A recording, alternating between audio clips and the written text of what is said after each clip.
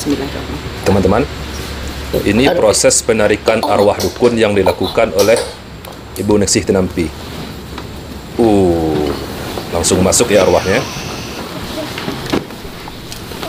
Kesurupan. Bismillahirrahmanirrahim. Assalamualaikum warahmatullahi wabarakatuh. Teman-teman, jumpa lagi dengan saya di channel YouTube Mansya Al-Fatih.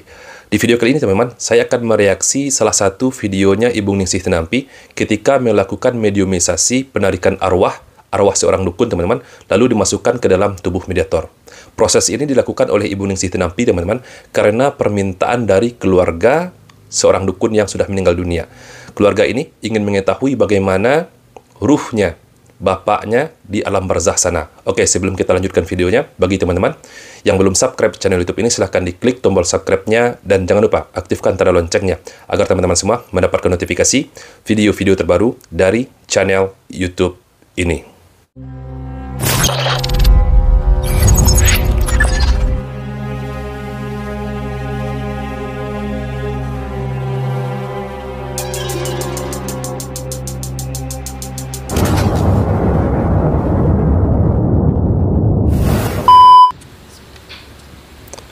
Nah, ini dia teman-teman. Ini dia proses penarikan arwah seorang dukun yang dimasukkan ke dalam tubuh mediator.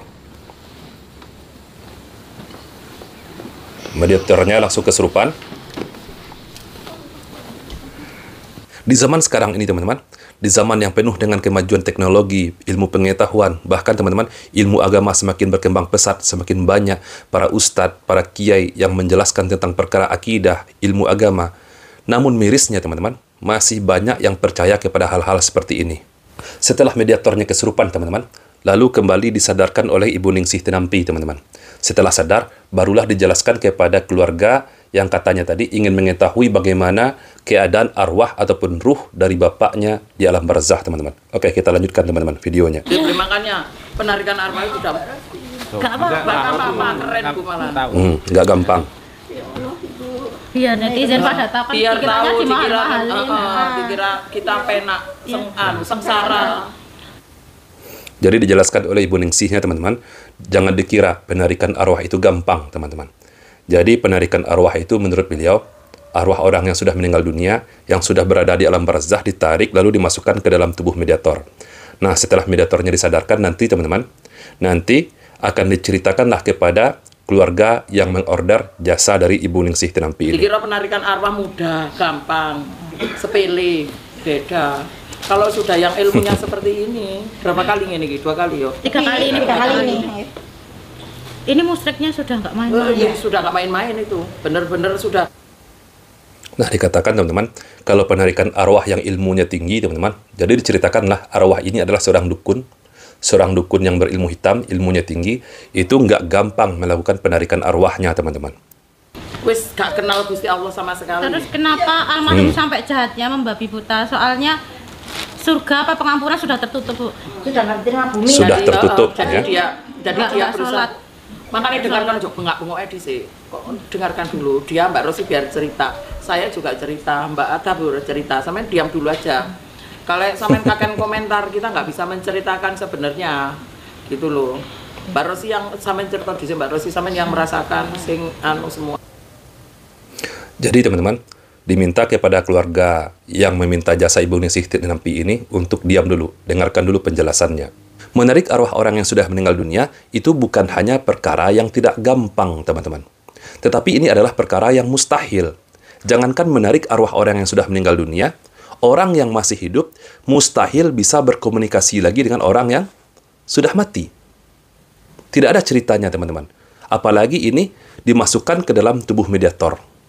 Lalu, ruh mediatornya kemana ketika arwah orang yang sudah meninggal dunia ini dimasukkan ke dalam tubuhnya? Coba kita dengarkan dulu, teman-teman, bagaimana pengakuan ataupun pernyataan dari mediator ini. Orang yang dijadikan mediator oleh Ibu Ningsih Tinampi. Saya sudah kayak ngasih wadah, sudah ya? Sudah siap-siap gitu loh, Bu. Tapi ternyata yang saya lihat sama yang saya rasakan nggak sama. Jadi teman-teman, perempuan ini menyatakan bahwa dia sudah menjadikan dirinya sebagai wadah, teman-teman. Sudah menjadikan dirinya sebagai wadah untuk tempat masuknya ruh ataupun arwah orang yang sudah meninggal dunia, arwah dukun tadi yang ditarik oleh Ibu Ningsih Tinampi dari alam barzah. Kayak penipuan itu loh Bu. Udah tahu besar tapi nggak nyangka kalau energinya sampai sebesar ini. Aslinya bapaknya itu kalau jalan ya pakai mukanya Bu. Berongsot terus begitu. Tapi muka ini ambles gini terus jualan terus. Menceritakan bagaimana kondisi bapaknya, bapak orang yang meminta jasa Ibu Ningsih Tinampi ini, teman-teman, di alam barzah. Bapak itu berjalan dengan mukanya, dengan wajahnya merosot ke tanah, teman-teman. Permisi Bu, yang tadi nyengkram itu serang Raja Wali. Jadi ditundukkan sama jari-jari Raja Wali itu ditundukkan sampai masuk lubang tanah terus dalam. Ini loh ya kuasanya. Waduh, ada Raja Wali juga. Jadi biasanya kan batu apa ini malah biasanya Raja Wali. Makanya ini kan Allah menunjukkan kekuasaan. Waduh, dikatakan bahwa Allah menunjukkan kekuasaannya. Pernyataan seperti ini, sahabatku semua, seringkali ditulis di kolom komentar oleh orang-orang pecinta Ibu Ningsih Tinampi ini.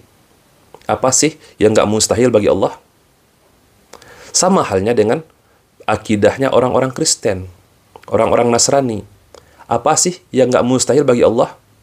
Allah beranak pun mereka percayai. Allah punya anak, Yesus, mereka percayai. Ketika kita debat, teman-teman, bahwa Allah itu tidak beranak, kita bacakan dalilnya, mereka akan menjawab, apa sih yang nggak mungkin bagi Allah? Oke, teman-teman, kita lanjutkan dulu ya, teman-teman. Bagaimana ceritanya? Mari kita simak. Kan bapaknya kebiasaannya begitu. Dukun tapi lebih ke menyakiti orang lain. Ya, maaf. Dadanya bapak ini, kayak lubang besar Bu. Tapi berlobang dadanya. Ini aku kan sama Mas Sudi, Mbak Rosi. Jadi dada ini lobang seakan-akan koyok lobang langsung tembus ke belakang. Tapi ini di dalam ini gambaran lahar yang sangat luar biasa dari gunung itu berbentuk lava, nanah dan darah jadi satu itu. Jadi diceritakan juga, teman-teman, oleh Ibu Ningsih Tinampi ini dan juga oleh mediator ini, teman-teman, dada dari bapaknya ataupun dari dukun tadi yang sudah meninggal tadi, teman-teman, itu berlobang sampai tembus ke belakang. Dadanya ini seperti lahar panas, teman-teman. Subhanallah, ini ngarang, teman-teman. Mustahil ada manusia yang bisa mengetahui bagaimana keadaan siksa kubur kecuali para nabi yang diizinkan oleh Allah. Ini kisah kurafat yang sangat sesat dan menyesatkan, teman-teman. Badannya dimumi dengan rambutnya. Iya, rambutnya banyak sekali. Jadi dimumi semua. Jadi bapak ini punya pasukan banyak dengan rambut. Punya pasukan banyak bapaknya di alam barzah. Tapi orangnya kayak kan sudah dikuasai teman-temannya. Ya, kayak kemaki begitu loh Bu. Ibaratnya kalau mendatangkan dia tidak untuk tidak ada gunanya untuk apa? Gunanya dia nggak mau. Sebagai seorang yang beriman, teman-teman, kita wajib percaya terhadap siksa kubur. Jadi jangan dipelintir nih, teman-teman. Nanti dipelintir juga bahwa channel Maisya Al-Fatih tidak percaya siksa kubur.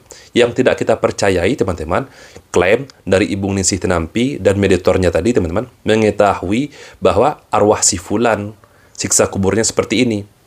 Diceritakan secara gamblang, secara rinci kepada keluarganya.